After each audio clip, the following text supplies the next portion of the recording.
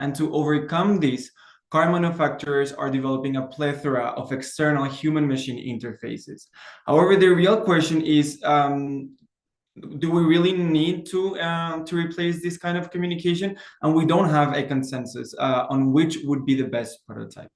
I would like to invite you, the people that are watching this, to do the exercise, whether you are a pedestrian or a driver, and to see which is the most common used communication type. And studies show that people rely more on kinematics and lane positioning, which is implicit forms of communication. If AVs fail to recreate human-like driving skills, their deployment may lead to misinterpretation and crashes. Here in this figure, we have California Department of Motor Vehicle data that shows differences between types of collision when cars are driven autonomously or conventionally. And we can see that there is a clear difference on the types of crashes each of these cars have. So we can conclude that the current automated driving modes do not recreate perfect human behavior, and then there is more space for improvement. Now, the second component of communication I want to highlight is inclusivity. We all know that sensory, cognitive, and motor abilities, together with previous experiences, are essential to navigate urban environments. However, users such as older adults, children, and cognitively impaired people face difficulties communicating. Studies shows that this segment of the population use multimodal communication, multi-channel communication, so a combination between explicit and implicit, to make sure that they can rely in several senses to communicate with others.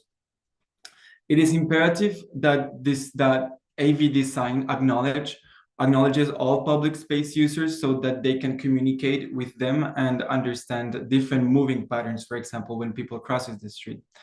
AV deployment must comply with the safe system approach and reinforce all components of the system to increase their effectiveness on safety. Vulnerable public space users cannot share the same level of responsibility as other people who do not face these limitations. So back to you, Camille, to discuss some of our findings on infrastructure. Thank you so much, Diego. So we talked about interactions, but we may ask, where do these interactions happen? And they happen in different domains. The first of which is the physical infrastructure on which AVs rely to make decisions. And one of the important messages of this report is that the current street design is not a barrier to AV operation. AVs can use existing roads. However, AV deployments will impact streets considered here as social space, or if you want, as a space for interaction. And the deployment of AVs will have positive and negative impacts. The way streets are designed has a universal scope, because if you design a street in some way, you will impact users differently. And if public authorities design streets for AVs, it will likely negatively impact other users. So the main conclusion is that the approach to street design should be that AVs adapt to cities and not the opposite. And street design should aim at minimizing all kinds of conflicts and not try to just adapt to AVs. And public authorities can act on two components to improve safety. The first one is tangible infrastructure. So here we're talking about street design, road curvature, the number of lanes, lane width, for example. But public authorities can also minimize different types of conflict by acting on an intangible form of infrastructure, which is speed management. And speed management is crucial to consider to enable safer interactions. And speed management policies, such as generalizing 30 kilometers per hour speed limits in interaction-intense areas, can help reduce the occurrence and severity of crashes between all types of users and not just AVs. But the second infrastructure that AVs rely on is invisible, and that's the digital infrastructure. And the digital infrastructure is composed of several elements which enable safer interactions. And this report focused on three main components of this digital infrastructure, namely the high-definition maps, the data sharing and communications between AVs, and machine-readable regulation. Talking about high-definition maps, so the safety-critical functions of AVs require accurate and detailed information on the environment in which AVs evolve. And High-definition maps provide a supportive reference for AVs, complementing information received from sensors, for example. But maps can be incorrect or outdated, and especially in cities where, for example, temporary disruptions due to construction sites can happen. And these inaccuracies can lead to conflictual situations. So extra efforts will be required to create and mostly update to ensure that the maps are accurate and correct. And this will require important investments.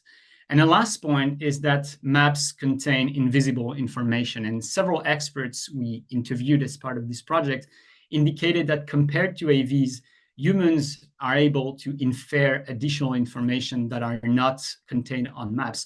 Let's take one example.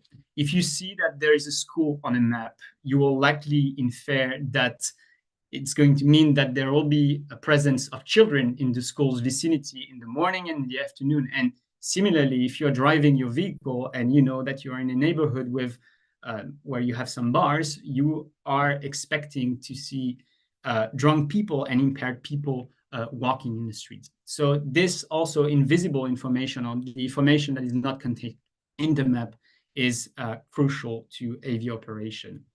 The second element is that automated vehicles cooperate with each other, but also with the infrastructure and with other connected elements in the street. And this information can complement the one provided by sensors or map. But this requires that the connectivity and the interoperability in the communication technologies that they use between the vehicles. And vehicle data sharing is essential to the safety of the overall system. And reporting and sharing, for example, vehicle crash or near crash data among the ecosystem could also benefit the safety of the overall system. And the last point, as we mentioned earlier, humans and AVs don't abide by rules in the same manner. And these rules condition the interactions in the public space. And translating existing regulations that were written by humans for humans into a machine-readable format will help reduce the regulatory ambiguity that can arise from a badly interpreted regulations by an automated vehicle. And Diego, I open the floor for you for the recommendations. Yeah. For our last content slide, I would like to share with you 5 recommendations to ensure communication of necessary information between AVs and other users of public space. The first recommendation is automated vehicles should adapt their communications to cities. AVs should rely on predictable and interpretable implicit forms of communication. The best example would be vehicle kinematics, which mimics human behaviors. Human-like driving must be achieved while adhering to road regulations and safety procedures to minimize miscommunications. In conflicting situation or when implicit communication is no longer available, explicit communication should be prioritized. External human-machine interfaces, as I was mentioning, can be useful when designed properly. Ideally, they should convey information about the vehicle's own actions to all concerned users rather than expressing what others should do. The second recommendation is design street-friendly automated vehicles and not automated vehicle-friendly streets. So just like humans shouldn't adapt their communication to AVs, cities should not adapt to accommodate the needs of AVs to the detriment of other users of public space. So safe interactions with AVs will require a human-centric deployment and to minimize conflicts. Reducing the speed limit to 30 kilometers per hour in interaction-intense areas will prevent the occurrence and severity, of course, of crashes, increasing the number of these safe interactions. The third recommendation is use automated vehicle crash data to improve safety. So data should be considered an infrastructure for safe and efficient AV operation, which can lead to continuous improvement in safety policies and the AV design sector. An anti-fragile approach will be essential to enabling safer interactions and improving overall system safety in the long term. However, the implementation of this approach heavily relies on the mechanisms put in place to protect, of course, the personal and commercially sensitive information while facilitating data sharing across the transport ecosystem. The fourth recommendation is to establish a robust cybersecurity system for safe and trustworthy automated vehicle interaction in cities. So a holistic cybersecurity approach should acknowledge that the different components that AVs rely on to operate can fail separately. Malicious attacks can target the AI system input, train model performance, and even physical components. We've seen people messing with street signs, for example. So a close collaboration with other public and private sector stakeholders will be beneficial. Stakeholders like digital map providers, infrastructure managers, and vehicle component manufacturers should validate their cybersecurity processes. The final recommendation is to translate regulations into machine-readable format. AVs should be able to access the rules governing the use of public space like any other user, like you and me. This constitutes a form of invisible infrastructure that enables the proper functioning of cities. So machine-readable regulations provide AVs with a reliable source of regulatory information and reduce the risk of ambiguity. Digital regulation enable policymakers to directly impact the behavior of an AV without the filtering or company-specific interpretation of the regulation. And I think that's all. And that's all, yeah. And just before ending, wanted to share this short video, but just that's what the report wants to avoid to do, situations in which you have a conflictual interaction between a public space users and a vehicle that doesn't want to move, and hitting the sensor like it was an old TV. That's exactly what we want to avoid. Thank you. Thank you both very much for an excellent presentation, very detailed indeed, and a lot to think about.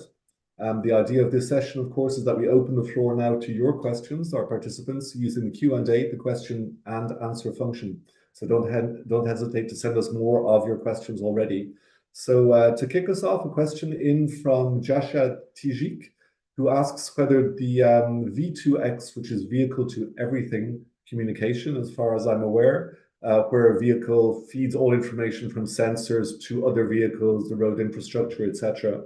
Do you think that this is a way for data to be exchanged and to improve communications between AVs and humans? Yeah, absolutely. I mean, that's one way, but also what the report puts forward is that there shouldn't be just one way. And I think the whole issue of having different sources of information and having this redundancy between the sources of information is also an enabler for safety. That's exactly the same issue with maps. For example, if you have just one source of information, you might find yourself in a very complex situation, because if the source of information, what gives you the information, is wrong, the outcome will likely be a discrepancy or like a miscommunication or something wrong. So I think, yes, it's a very important element to consider. And I also wanted to flag the issues or challenges of interoperability of the different communication technologies that are used, and also the connectivity of the vehicle, because to be able to communicate, vehicles need to be able to access a network anytime. So that's two challenges to consider. Thanks indeed, Camille. We have another question in very specifically on EHMI, so it's human machine interface. I'll read out the question directly. That the report states that EHMI should convey information regarding the vehicle's intended action. This attendee believes that the AV should not expect pedestrians to change their behavior because of the signals or take an additional cognitive burden. So have you thought about the impacts of EHMI on pedestrians and walkability? And how do you ensure that signaling does not negatively affect walkability, which is, of course, something generally policymakers want to encourage?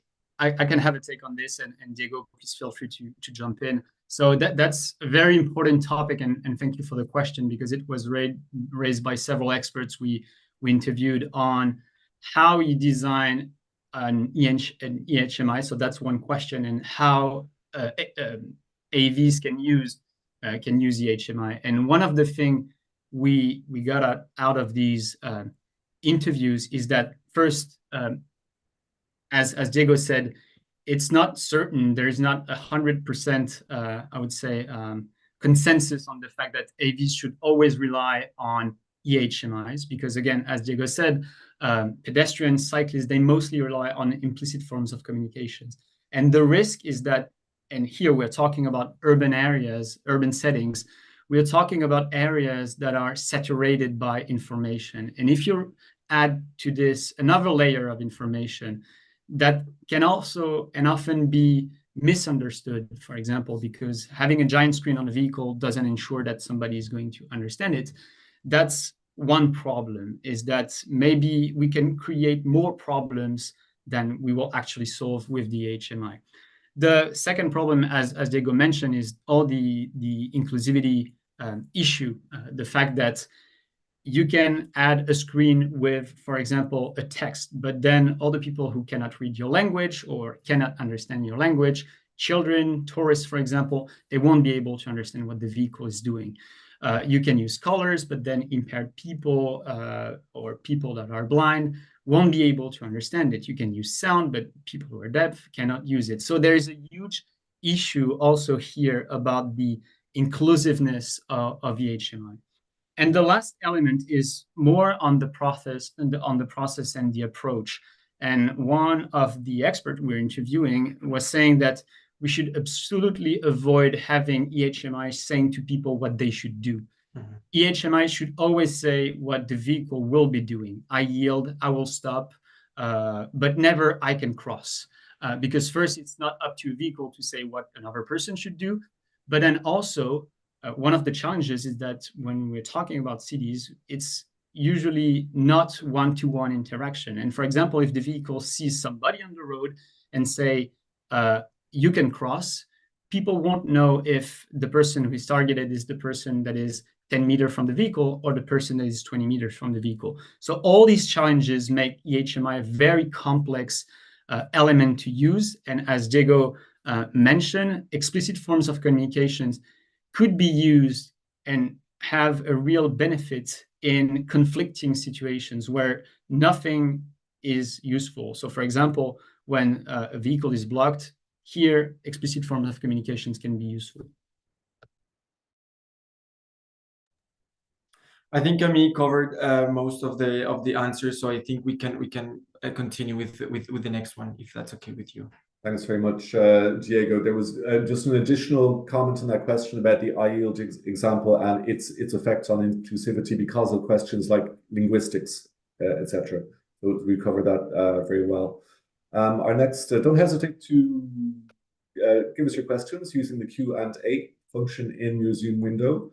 We have a question in on whether AVs should signal, I believe, their level of autonomy at any particular time, whether a vehicle is moving in a high or a full level of automation. What are your thoughts on that? Maybe Diego, you want to take this one?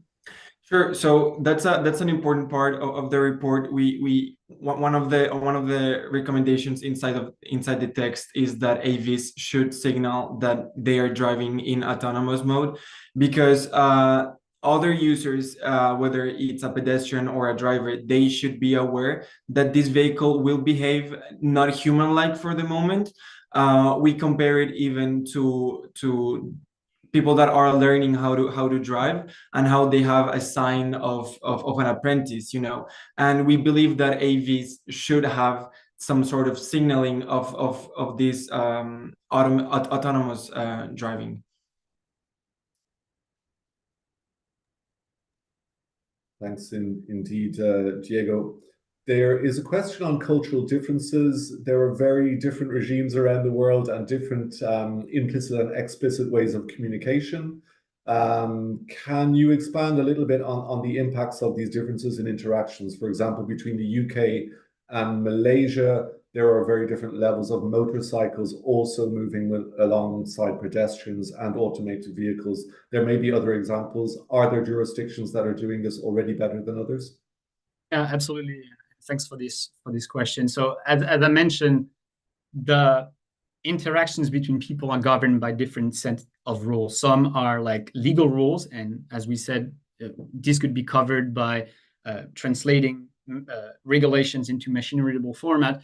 But interactions are also, I would say, governed by informal rules, and culture is one of them. And one easy example, as you mentioned, Ronan, like the difference between countries can be in terms of behavior on the street. You have countries where, for example, you need to honk when you want to pass over somebody, but in other countries, honking will mean a totally different thing. You have countries where the vehicle fleets are entirely different. And for example, if you put an AV in the UK, to take your example, the number of, for example, of cars or two-wheelers in the UK will be different than the number of two-wheelers in countries such as Indonesia or Malaysia, for example. And so if you put the same AV into these two contexts, into these two situations, we could expect some differences in the way the AV will behave. So cultural difference and the cultural aspect of interaction will be also something very important to take into account. I'm not sure how it is, and I think that's another body of research that is needed to understand how we could put the cultural differences into the AI system, or make sure that the AI system ingest the cultural differences in countries to avoid any discrepancies in the operation. But that's another body of work that, unfortunately, this report doesn't answer. Thanks very much indeed. During the presentation, a participant picked up on our reference to technology that's mimicking human behaviors and asks, how good is this technology? Do we have examples where this is being rolled out currently with success? So I think on mimicking human behavior, so let's also be cautious. Human is very imperfect, and I think technology should augment what the human is doing, because we are not saying that AVs should mimic humans in their mistake, but AVs should be able to mimic human behavior that makes it understandable by other users, for example. And I'm not sure, and Diego, maybe you can comment on that, but I'm not sure we have example of that in mind or in the report, but that's something we can check afterwards. Yeah, no, we didn't include examples of this particular mimicking technologies in the report.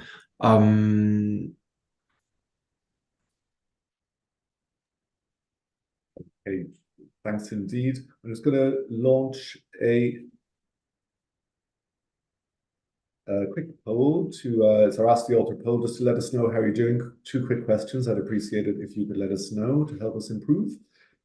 There's a general question on data and data sharing, particularly GPS data from Cormac McKay in Ireland, who cites an example of where cities authorities don't always have what he was referring to as digital twins. For example, in an example where a first responder vehicle goes out, that GPS information may not be shared. And that there's a difference in jurisdictions. He gives an example of a difference between the USA and China, for example, where China do share this type of GPS information.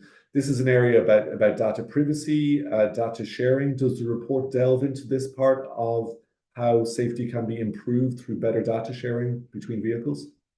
So again, I mean, not in the context of this report, but again, I think that's also a field of research that is needed on this topic. But I can only agree with you, and there is a whole part of the challenge that we face that is linked to the capacity of public authorities to implement these elements. And also, when I'm saying implement, it's not just build, but it's also maintain these elements.